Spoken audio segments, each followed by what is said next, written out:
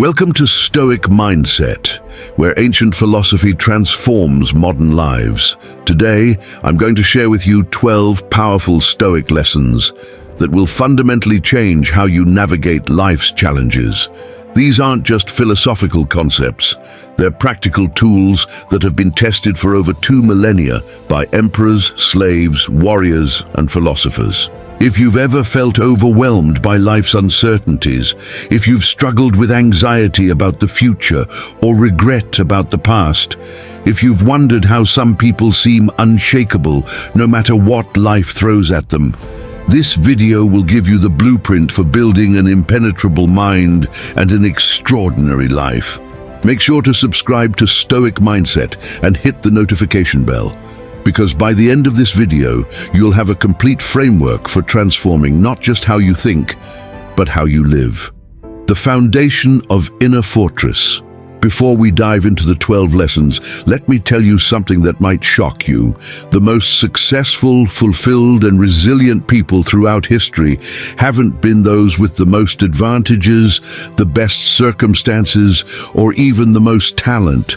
They've been those who understood a fundamental truth that the Stoics discovered. Your power doesn't come from controlling the world around you, it comes from mastering the world within you. Marcus Aurelius ruled the Roman Empire at its peak, facing plagues, wars, and betrayals. Yet his personal writings, now known as Meditations, reveal a man of profound peace and wisdom. Epictetus was born a slave, physically disabled, yet became one of the most influential philosophers in history. Seneca lost everything multiple times, was exiled, and eventually forced to take his own life, yet his letters on ethics and the good life continue to inspire millions. What did these men know that we don't?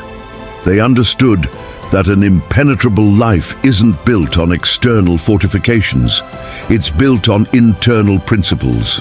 The modern world has convinced us that we need more money, more recognition, more control over external circumstances to be secure and happy.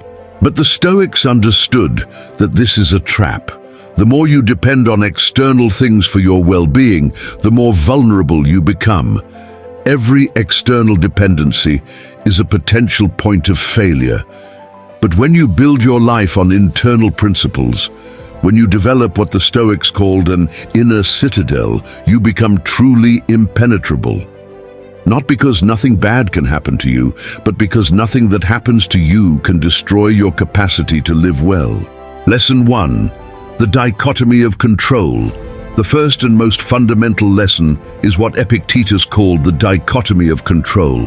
This single concept, properly understood and applied, can eliminate 90% of your anxiety and frustration overnight. Here's the principle. Some things are within our control, and some things are not.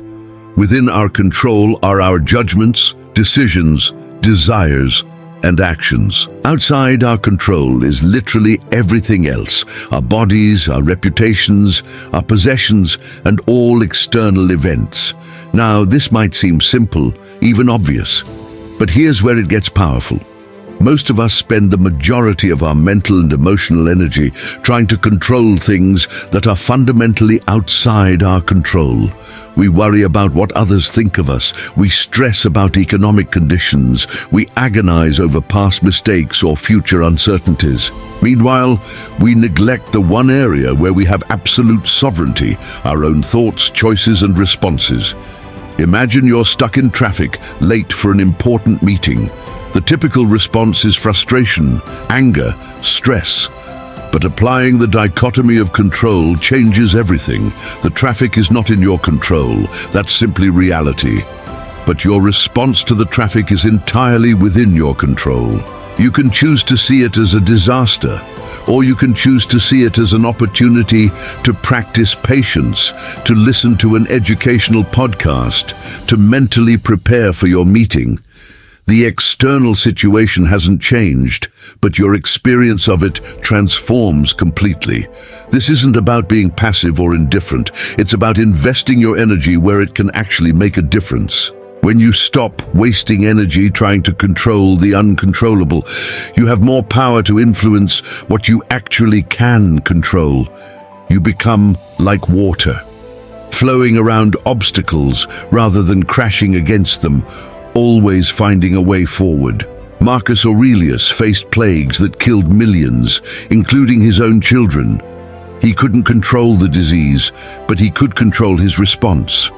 He focused on what he could do, providing leadership, maintaining order, setting an example of courage. By accepting what he couldn't control and focusing on what he could, he became one of history's most admired leaders during one of Rome's darkest periods. Lesson 2. Amor fati. Love your fate. The second lesson takes the dichotomy of control to its logical conclusion, not just accepting what you can't control, but actually embracing it. The Stoics called this amor fati, love of fate. This doesn't mean you have to like everything that happens to you. It means recognizing that everything that has happened to you has contributed to who you are, and everything that will happen to you is an opportunity for growth. This is radically different from mere acceptance or resignation. When you truly embrace amor fati, obstacles become opportunities, become setups for comebacks, and every challenge becomes a chance to demonstrate your values and strengthen your character. The Stoics had a phrase for this: the impediment to action advances action. What stands in the way becomes the way.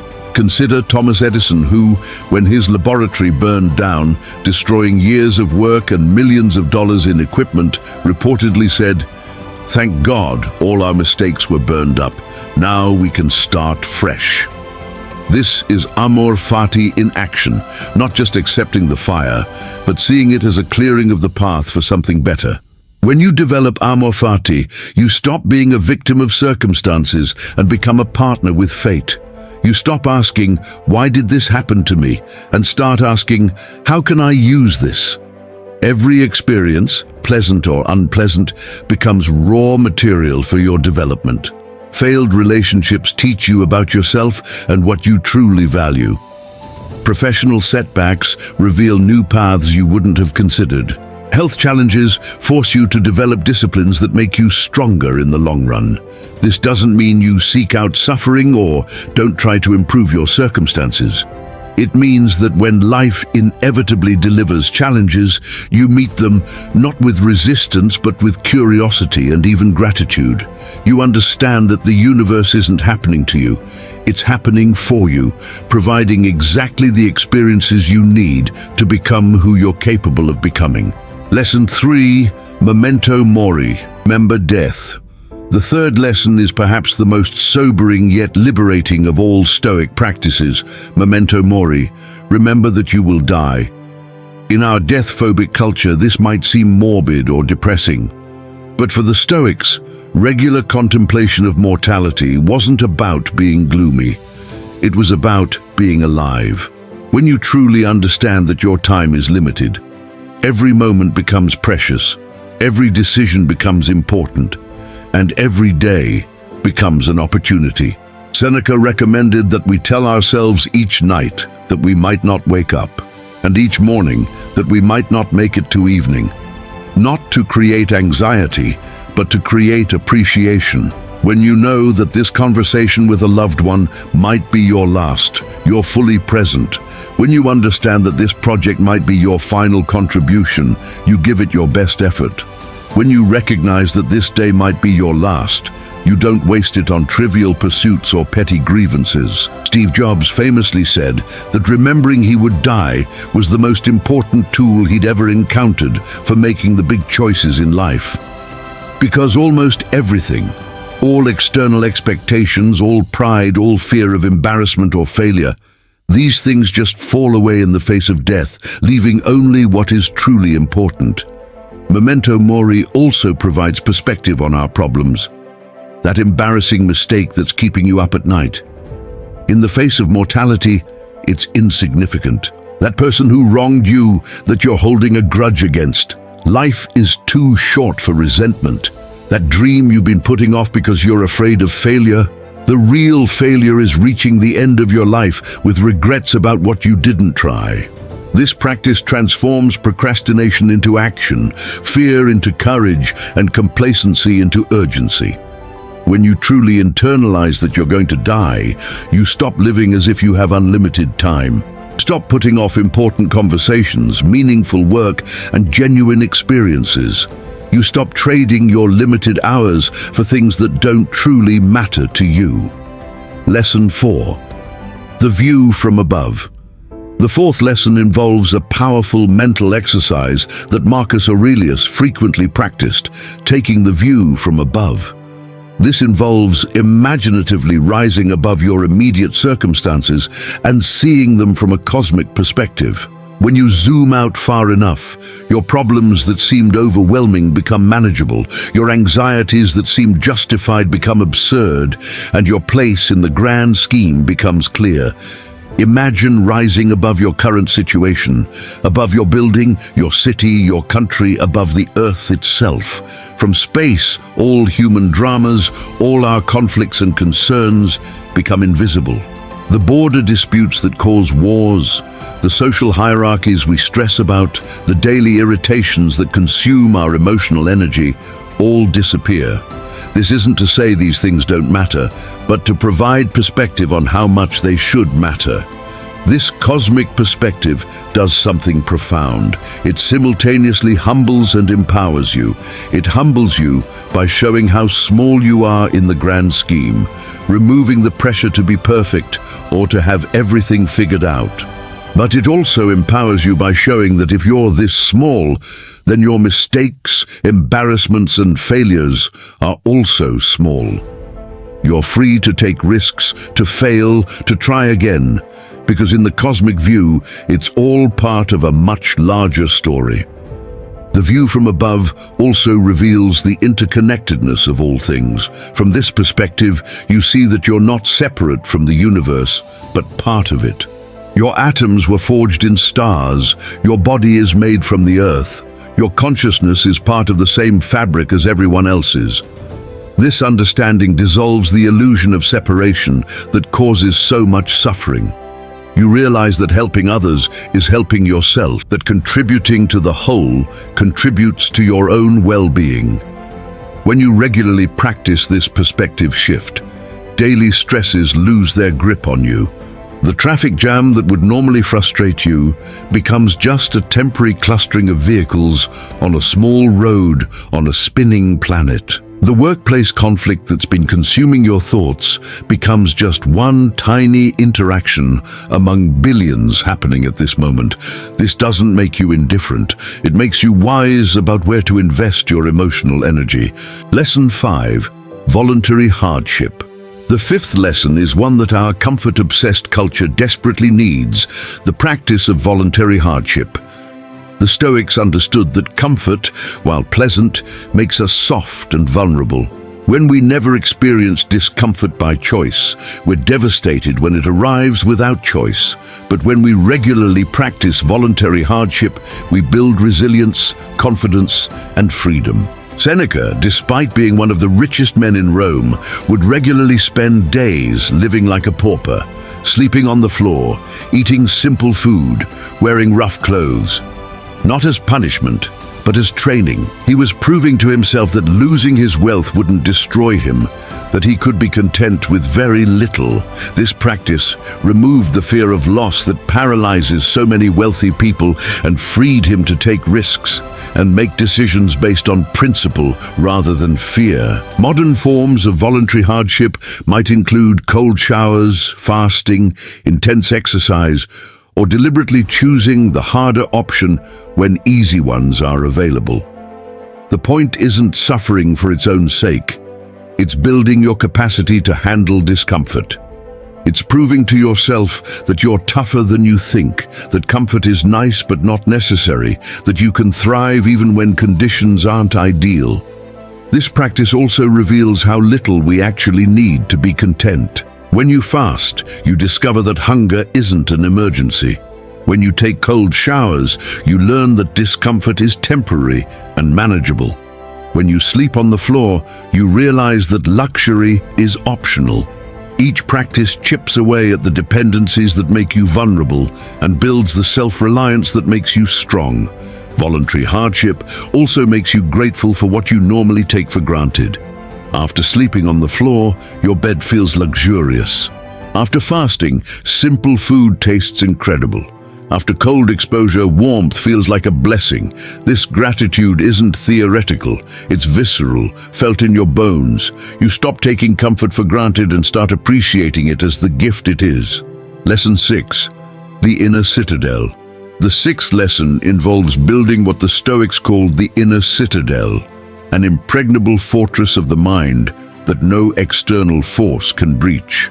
This isn't about becoming cold or disconnected. It's about developing an unshakable core of values, principles, and self-reliance that remains stable regardless of external circumstances. Your inner citadel is built on the recognition that your true self, your capacity to choose, to think, to maintain your values, cannot be touched by external forces without your permission. Others can imprison your body, but not your mind. They can take your possessions, but not your principles. They can attack your reputation, but not your character. This understanding is profoundly liberating because it means that the most important part of you is always safe, always free, always under your control. Building this inner citadel requires daily practice. Every time you choose response over reaction, you strengthen the walls. Every time you maintain your principles, despite pressure to compromise, you fortify the gates. Every time you find peace in chaos, contentment in scarcity, or meaning in suffering, you add another stone to the foundation. This inner citadel becomes your refuge during life's storms. When the world feels chaotic, you can retreat to this space of clarity and calm. When others try to manipulate or control you, you stand firm in this fortress of self-determination. When circumstances strip away external supports, you discover that your true strength was always internal. The inner citadel also changes how you engage with the world. When you know you have an impregnable retreat, you can venture out boldly. You can take risks because failure can't destroy you. You can love deeply because loss can't break you. You can commit fully because disappointment can't define you. The fortress doesn't isolate you. It liberates you to engage with life fully. Lesson 7. Negative visualization. The seventh lesson involves a practice that might seem pessimistic but is actually profoundly practical. Negative visualization, or premeditatio malorum as the Stoics called it. This involves deliberately imagining loss, failure, and worst-case scenarios, not to create anxiety, but to eliminate it.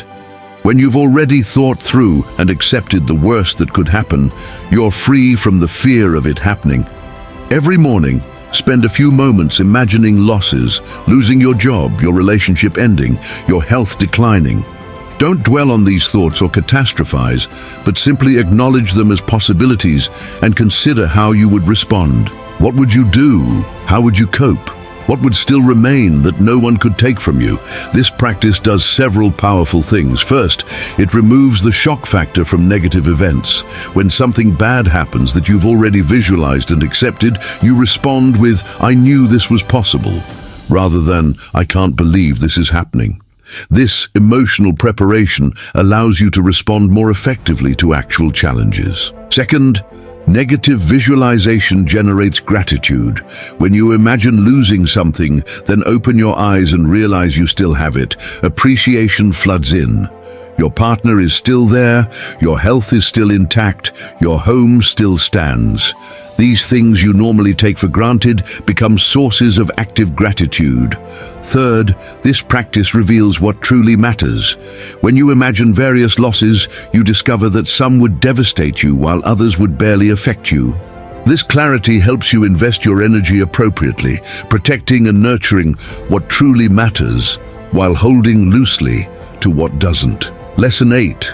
The discipline of desire. The eighth lesson addresses one of the primary sources of human suffering: undisciplined desire. The Stoics understood that suffering comes not from not having what we want, but from wanting what we don't have. The discipline of desire isn't about eliminating all wants, but about wanting what you have while working toward what you want. This paradox is crucial to understand. The Stoics weren't advocating for passivity or lack of ambition. Marcus Aurelius ran an empire. Seneca built enormous wealth. Epictetus founded an influential school. They had goals and worked toward them. But they understood the difference between preference and attachment, between working toward something and needing it for happiness. When you master the discipline of desire, you can pursue goals without being enslaved by them. You can want success without needing it for self-worth. You can seek wealth without believing it will make you happy. You can desire health while accepting illness if it comes. This freedom from desperate need actually makes you more likely to achieve your goals because you're operating from abundance rather than scarcity. The discipline of desire also involves examining why you want what you want. Often, our desires aren't really our own. They're programmed by society, media, or comparison to others. When you dig deeper, you might discover that what you thought you wanted isn't aligned with your values at all. The promotion that requires sacrificing family time, the luxury car that impresses people you don't even like, the lifestyle that looks good on social media but feels empty in reality. Lesson 9. The power of perception.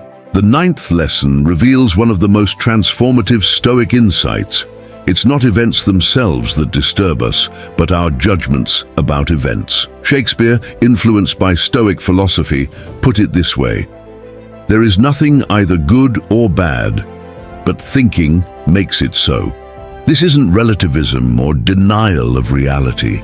It's recognition that our experience of reality is shaped by our perception of it. Two people can experience the exact same event and have completely different responses. One person loses their job and sees catastrophe. Another sees opportunity. One person faces criticism and feels destroyed. Another sees valuable feedback. One person encounters obstacles and gives up. Another sees resistance training. The event is the same, but the perception, and therefore the experience, is completely different. This power of perception is your greatest tool for creating an impenetrable life. When you understand that you're the author of your experience through the stories you tell yourself about what happens, you reclaim enormous power. You stop being a victim of circumstances and become the creator of meaning. This doesn't mean deluding yourself or pretending bad things are good. It means finding the most empowering, useful perception available. When facing illness, you can perceive it as pure suffering, or you can perceive it as an opportunity to develop patience, to appreciate health, to connect with others who are suffering. The illness remains, but your experience of it transforms. Developing this power requires vigilance. You must catch yourself when you're automatically assigning negative meanings to neutral events. That person who didn't text back isn't necessarily ignoring you. They might be busy.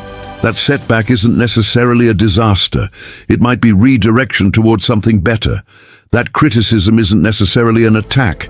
It might be a gift of perspective. Lesson 10, strategic humility. The 10th lesson involves developing what I call strategic humility. The recognition that you don't know as much as you think you do, and that this ignorance is actually a strength. The Stoics, influenced by Socrates, understood that wisdom begins with admitting what you don't know. This isn't false modesty or self-deprecation. It's an accurate assessment of the limits of human knowledge and the complexity of reality. When you embrace strategic humility, several powerful shifts occur. First, you become genuinely curious rather than defensively certain. You ask questions instead of making assertions.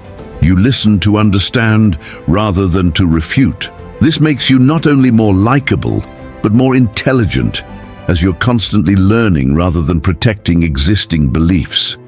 Second, strategic humility protects you from the blindness of ego.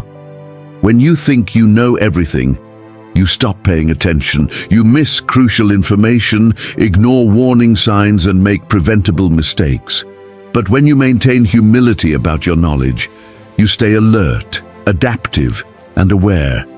You see what the overconfident miss. Third, this humility makes you anti-fragile in the face of being wrong. When your identity isn't tied to being right, being wrong doesn't threaten you. You can admit mistakes quickly, change course when needed, and update your beliefs when presented with better information. This flexibility is a superpower in a rapidly changing world. Strategic humility also improves your relationships dramatically. People trust those who can admit they don't know everything. They respect those who can say, "I was wrong," or "I don't know," without ego damage. They're drawn to those who are secure enough to be uncertain. Lesson 11. The practice of virtue. The 11th lesson brings us to the core of Stoic philosophy. The practice of virtue. For the Stoics, virtue wasn't an abstract concept, but a daily practice. They identified 4 cardinal virtues: wisdom, the ability to make good decisions; justice, treating others fairly; courage, doing what's right despite fear; and temperance, self-control and moderation. Every action, every decision, every response is an opportunity to practice these virtues. What makes virtue so powerful is that it's entirely within your control and can never be taken from you. External goods, wealth, health, reputation can be lost. But your commitment to virtue, your choice to act wisely, justly, courageously, and temperately is always available. This makes virtue the only reliable source of lasting fulfillment and self-respect. Practicing virtue also simplifies decision-making tremendously. Instead of calculating what will make you happiest or most successful, you simply ask, what would a virtuous person do here? What action aligns with wisdom, justice, courage, and temperance? This framework cuts through complexity and provides clear guidance even in difficult situations. The practice of virtue also makes you invaluable to others. In a world of people driven by self-interest, someone committed to virtue stands out dramatically. You become the person others trust with important matters, seek out for advice, and want to associate with. Your reputation for virtue becomes more valuable than any resume or credential. But here's the crucial point. Virtue must be practiced for its own sake, not for the benefits it brings. The moment you're being virtuous to get something, approval, success, rewards, you've stopped being virtuous and started being manipulative. True virtue is its own reward. The Stoics understood that a life lived virtuously is a successful life, regardless of external outcomes. Lesson 12. The ultimate freedom. The 12th and final lesson is about achieving what the Stoics considered the ultimate freedom. Freedom from the tyranny of external validation, freedom from the prison of comparison, freedom from the slavery of uncontrolled emotions, freedom from the fear of death, loss, or failure. This isn't freedom in the political or physical sense, but something much deeper, the freedom of the soul. This ultimate freedom comes from integrating all the previous lessons into a coherent life philosophy. When you've mastered the dichotomy of control, you're free from futile struggle. When you've embraced amor fati, you're free from resistance to reality. When you've internalized memento mori, you're free from the illusion of unlimited time. When you've built your inner citadel, you're free from external dependence. This freedom doesn't mean you don't care about anything or anyone. It means you care about the right things in the right way. You can love deeply without possessiveness. You can strive greatly without desperation. You can commit fully without attachment to outcomes. This is the paradox of Stoic freedom. By accepting constraints on what you can control, you achieve unlimited freedom in how you respond. The ultimate freedom also means you're no longer at war with reality. You're not constantly wishing things were different, people were better, or life was easier. You accept reality as it is while working to influence what you can. This alignment with reality, rather than resistance to it, creates a profound peace that no external circumstance can disturb. This freedom is available to everyone, regardless of circumstances. Epictetus found it as a slave. Marcus Aurelius maintained it as an emperor. Seneca discovered it in exile. Their external situations couldn't have been more different, but their internal freedom was the same. This is the promise of Stoic philosophy, that no matter who you are, where you are, or what you're facing, you can achieve this ultimate freedom. The integration challenge. Now comes the crucial part. Integration. Knowledge without application is merely entertainment. The Stoics were clear that philosophy isn't about what you know, but how you live. These 12 lessons aren't meant to be intellectually understood but practically applied. The question isn't whether you agree with these principles, but whether you'll practice them. Start with one lesson that resonates most strongly with you. Perhaps the dichotomy of control speaks to your anxiety, or memento mori to your procrastination, or voluntary hardship to your comfort dependency. Choose one and practice it daily for a week. Don't try to master all 12 at once. That's a recipe for failure. Build slowly, patiently. Create a morning ritual where you remind yourself of your chosen principle. Throughout the day, look for opportunities to apply it. In the evening, reflect on how well you practiced it and what you learned.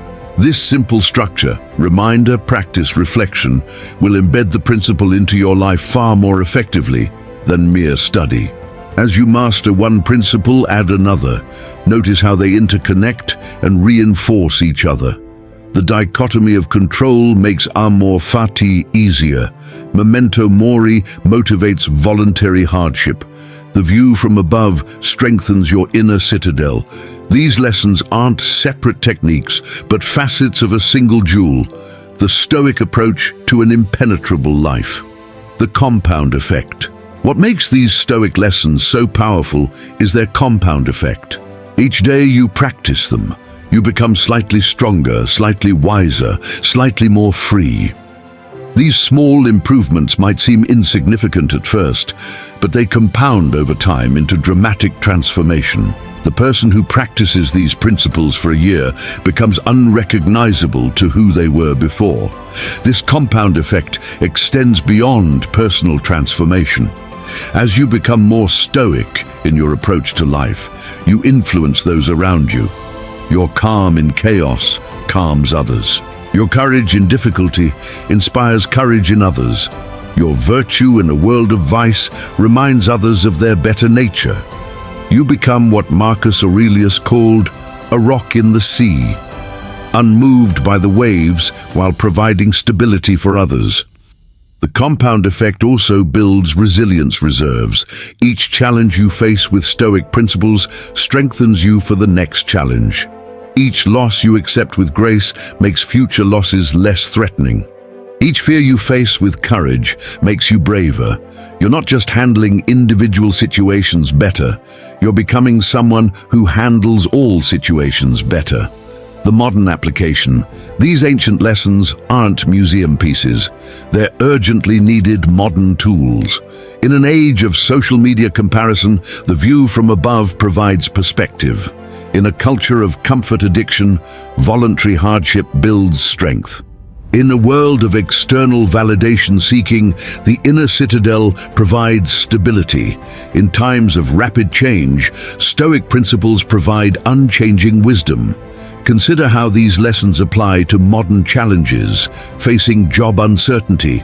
The dichotomy of control helps you focus on improving your skills rather than worrying about economic conditions, dealing with social media anxiety. Memento mori reminds you that likes and followers are trivial in the face of mortality. Struggling with consumer culture, the discipline of desire helps you want what you have rather than constantly craving more. These principles also enhance modern opportunities. Building a business, Stoic resilience helps you weather the inevitable setbacks. Pursuing education, strategic humility keeps you learning rather than assuming you know. Creating relationships, The practice of virtue makes you someone worth knowing. The Stoics didn't retreat from the world. They engaged with it fully, and these principles will help you do the same. As we conclude this exploration of 12 Stoic lessons for an impenetrable life, understand that you're standing at a threshold. Behind you is the life you've known. Reactive, vulnerable to external circumstances, dependent on things outside your control for happiness and security. Ahead of you is the possibility of something different, a life of principle, purpose, and unshakable inner strength. This isn't an easy path. It requires daily practice, constant vigilance, and the courage to go against cultural conditioning. You'll fail regularly, forget principles, and fall back into old patterns. The Stoics knew this. They called philosophy a lifelong practice, not a destination. The goal isn't perfection, but progress, not mastery, but improvement. But here's what makes this journey worth taking. It's the only path to genuine freedom and fulfillment. Everything else, wealth, success, pleasure, even relationships, can be taken from you. But the strength you build through these practices, the character you develop, the wisdom you gain, these become part of you in a way that no external force can remove. Your next action, if you've made it this far, you've already demonstrated something important, the patience and focus to engage with deep ideas rather than seeking quick fixes. This quality alone sets you apart, but knowledge without action is sterile. The question now is, what will you do with what you've learned? Here's my challenge to you. Choose one of these 12 lessons and commit to practicing it for the next 7 days. Just one. Write it down somewhere you'll see it every morning. Set a reminder on your phone to check in with yourself about it. Share your commitment with someone who will hold you accountable. Make it real. Make it specific. Make it happen. Document your experience. Notice what changes, what challenges arise, what insights emerge. You're not just learning philosophy, you're conducting an experiment in living. You're testing whether ancient wisdom can transform modern life. You're discovering whether you have what it takes to build an impenetrable life. Subscribe to Stoic Mindset if you haven't already. Not because I need your subscription, but because you need the regular reminder that there's a different way to live. Hit the notification bell so you don't miss the practical applications, deep dives, and real-world examples that will support your practice. Like this video if it's provided value. Your engagement helps others discover these life-changing principles. But more importantly than any of that, share this video with someone who needs it. Maybe it's a friend going through difficulty who needs to hear about amor fati. Maybe it's a family member paralyzed by anxiety who needs to understand the dichotomy of control. Maybe it's a colleague struggling with purpose who needs to discover the practice of virtue. Be the person who introduces others to wisdom that can change their lives. The final wisdom. Remember, the goal isn't to become emotionless or indifferent. The goal is to become fully alive, engaged with life but not enslaved by it, caring deeply but not desperately, striving greatly but not anxiously. The Stoics weren't trying to eliminate human nature, but to perfect it, not to escape life, but to master it. The impenetrable life isn't about building walls that keep everything out. It's about building strength that can handle anything that comes in. It's about becoming someone who doesn't need life to be easy to be happy, who doesn't need circumstances to be perfect to be content, who doesn't need others' approval to know their worth. This is the promise of Stoic philosophy. Not that life will become easy, but that you will become capable. Not that challenges will disappear, but that you will become anti-fragile. Not that you'll never suffer, but that you'll find meaning in suffering. Not that you'll control everything, but that you'll master what matters, yourself. The ancient Stoics lit a torch over 2,000 years ago. Through war and peace, prosperity and poverty, empire and collapse, that flame has been kept alive by those who understood its value. Now it's being passed to you. Will you carry it forward? Will you become someone who doesn't just study Stoicism but lives it? Will you build an impenetrable life, not through external fortifications, but through internal strength? The choice, as always, is yours. And that choice, the power to choose your response, your values, your path, is the foundation of everything we've discussed. No one can make this choice for you. No one can walk this path for you. But if you choose to walk it, you join a tradition of some of history's greatest thinkers, leaders, and human beings. Thank you for joining me on Stoic Mindset for this deep exploration of Stoic wisdom. Remember, you already have everything you need to build an impenetrable life. The question is whether you'll use it. The ancient wisdom is available. The modern application is clear. The only thing missing is your commitment. Will you make it? Will you start today? Will you become living proof that these principles work? The Stoics are watching, history is recording, and your future self is hoping you'll make the choice that transforms everything. Till next time, remember Marcus Aurelius's words: you have power over your mind, not outside events. Realize this, and you will find strength. That strength is available to you right now, in this moment, regardless of your circumstances. Claim it, develop it, and use it to build a life that no external force can shake. Live well, live wisely, and most importantly, live according to your principles. This is Stoic Mindset, and this is your invitation to an impenetrable life.